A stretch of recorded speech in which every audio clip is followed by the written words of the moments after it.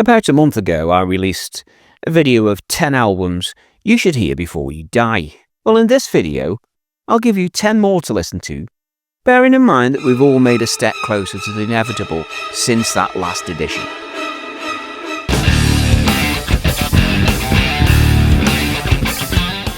Again, my disclaimer is that these are my favourites and they're not ranked in any order.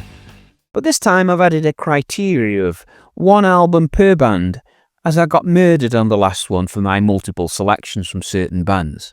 That great sage Barry from Classic Album Review referenced the last video on his channel, for which I am eternally grateful. So Barry, if you're watching, there are more albums that shaped the genre and inspired musicians and fans alike. I start this time with Gentle Giant and their album Octoplus from 1972. It's often regarded as one of the band's finest, a prog rock standout. Known for its intricate compositions, it's a perfect showcase of their ability to weave complex time signatures, dense arrangements, and virtuosic musicianship into cohesive, dynamic songs. AllMusic described this one, "Octoplus tastes good. This album is sweet and yet full of wild prog songs. It stands out for its use of sophisticated vocal harmonies and a seamless integration of a wide array of musical styles, including jazz, classical, and medieval music. The eclectic instrumentation of electric guitars to clavichords and violins make each track unique. It's an adventurous record that challenges without losing a sense of musicality, pushing the boundaries of what progressive rock could achieve. Godbuff highlights a different, more mature side of Van der Graaf Generator. It demonstrated a tighter, more focused approach while still maintaining their characteristic intensity. The sound on this one is more stripped down compared to their earlier work, yet it retains the band's dark atmospheric tone. Peter Hamill's brooding vocals and existential lyrics are central to the album, exploring alienation, inner conflict, and the human condition. Musically, it's as challenging as ever, with intricate rhythms, dynamic shifts, and the interplay between David Jackson's saxophone and Hugh Banton's organ, creating a raw yet refined sound. Melody Maker said, in a very real sense, Godbuff is the sound of the mid-70s. Uncomfortable, coherent, unremitting, courageous. This more direct and intense approach makes Godbuff a standout in their discography, and a must-listen for fans of darker, more philosophical progressive rock. Aqualung by Jethro Tull offers a more accessible yet equally brilliant balance between progressive rock and folk element. The album plays a pivotal role in the discography, blending intricate song structures with Ian Anderson's acoustic guitar work and flute, making it a touchstone for the band's signature sound. Aqualung tackles weighty themes such as religion, hypocrisy, and the struggles of marginalised individuals, with Anderson's sharp satirical lyrics providing a biting commentary on societal norms. Musically, it shifts effortlessly from hard rock anthems, like the title track, to delicate acoustic passages like Wondering Aloud. Its thematic depth, dealing with spiritual questioning and social criticism, combined with its musical diversity, makes Aqualung not only one of Jethro Tull's most influential albums, but also a cornerstone on the evolution of progressive rock. Best band set of this album. On Aqualung, Jethro Tull demonstrated the full range of their talents, infusing songs with hard rock, classical and progressive elements. It's a mix of accessibility and sophistication, which has allowed it to resonate with a wider audience while maintaining its prog credentials. At number 4, we've got Camel and the Snow Goose, and this is a concept album based on Paul Calico's novella The Snow Goose, and its beautifully crafted instrumental work, deeply melodic and cinematic in scope. Camel's ability to blend evocative orchestration with progressive rock elements results in an album that feels both grand and intimate. The story about the bond between a wounded bird and two isolated characters during World War II is conveyed entirely through music, as the album contains no lyrics. This allows Camel to focus purely on creating mood and atmosphere, using subtle, intricate musical passages to tell the story. The band's expert musicianship is on full display, with each track flowing seamlessly into the next, creating a cohesive and immersive experience. The orchestral arrangements add a lush, almost classical dimension to Camel's sound.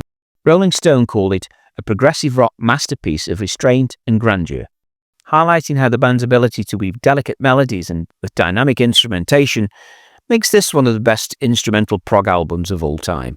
It's a true giant in the prog rock world. Steve Hackett's solo debut, Voyage of the Acolyte, is often regarded as a hidden gem in the progressive rock genre. This was released while Hackett was still a member of Genesis, and the album stands as a powerful testament to his talents as a guitarist and composer, with lush, multi-layered arrangements and ethereal soundscapes that draw heavily from the symphonic prog tradition. It features an eclectic mix of instruments, blending electric and acoustic with mellotron, flutes and keyboards, creating a rich atmospheric backdrop that complements Hackett's expressive guitar work. His use of both delicate fingerpicking and soaring solos adds emotional depth and complexity to the album. Critics have praised Voyage of the Acolyte for its adventurous scope and innovation. Prog magazine hailed it as one of the most accomplished solo debuts in progressive rock canon, noting that the album's intricate arrangements and thematic depth elevated it to the level of classic symphonic prog masterpieces. At 6, we've got Gong with You, and You is widely considered Gong's most fully realised and cohesive work, making the culmination of the band's signature blend of space rock, psychedelia and jazz fusion. The album is a journey through cosmic soundscapes, filled with hypnotic rhythms, ethereal synths, and David Allen's quirky, whimsical lyrics, which explore the surreal mythology of Zero the Hero and the Pothead Pixies.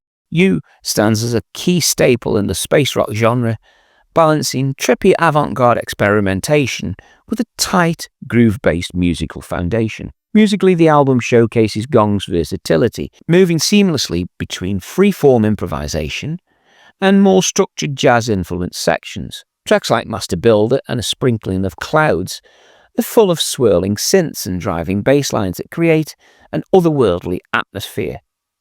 AllMusic called it a dazzling mix of tight musicianship and mind-bending experimentation, praising its ability to combine progressive rock's technical proficiency with the freewheeling psychedelic spirit of the early 70s.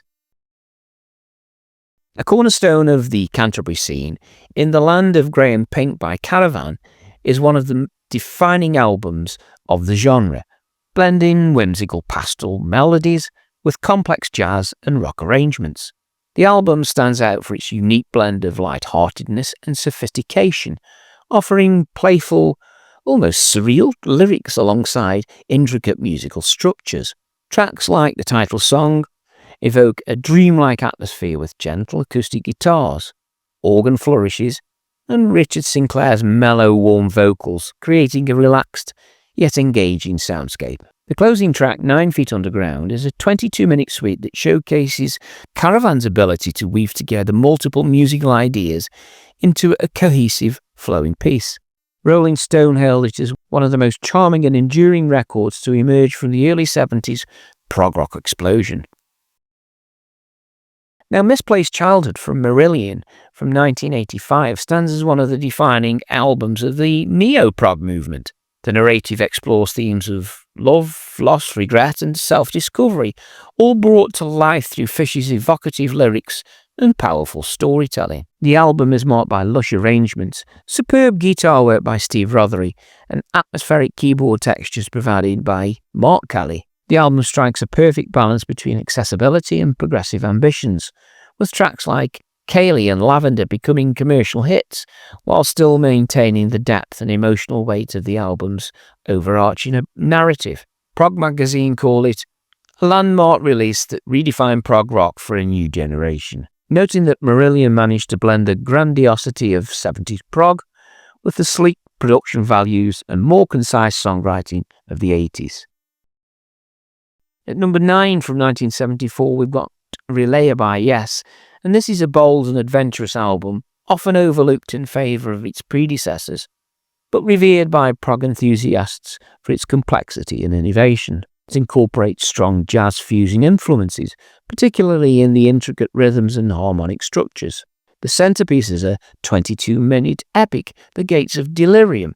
This is a sprawling, multi-sectional composition that depicts a dramatic battle scene both musically and thematically. It features some of the most intricate and aggressive instrumental work in the Yes catalogue, with Steve Howe's angular guitar lines and Patrick Moraz's swirling keyboards driving the track forward. The final section soon contrasts this intensity with a beautifully serene and emotional resolution, showcasing the band's dynamic range and ability to balance chaos with calm. Classic rock describing Relayer as an album of breathtaking scope and ambition, where Yes pushed their own creative limits.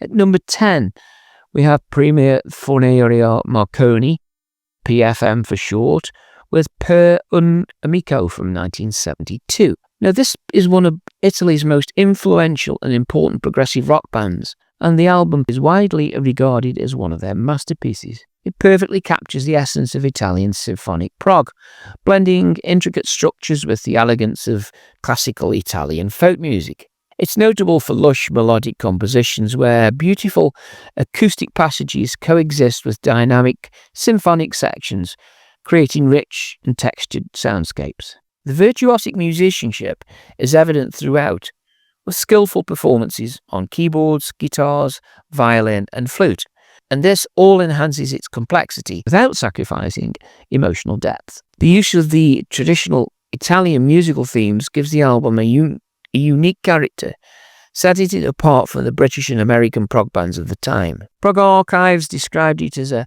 timeless work of art that stands along the best of early 70s progressive rock.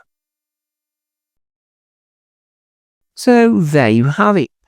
10 more essential prog rock albums that you simply must hear before you die. Each of these albums showcases the diversity and innovation that define progressive rock. Whether you are already a fan of the genre or just beginning your journey, these records offer something truly special. I encourage you to dive into each one and explore their musicianship and immerse yourself in the stories they tell. Don't forget to share your thoughts in the comments. What albums would you like to add to the list? There may well be a part 3 on the way. Remember to like and subscribe, and thanks for watching, and keep exploring the endless world of prog. Bye for now.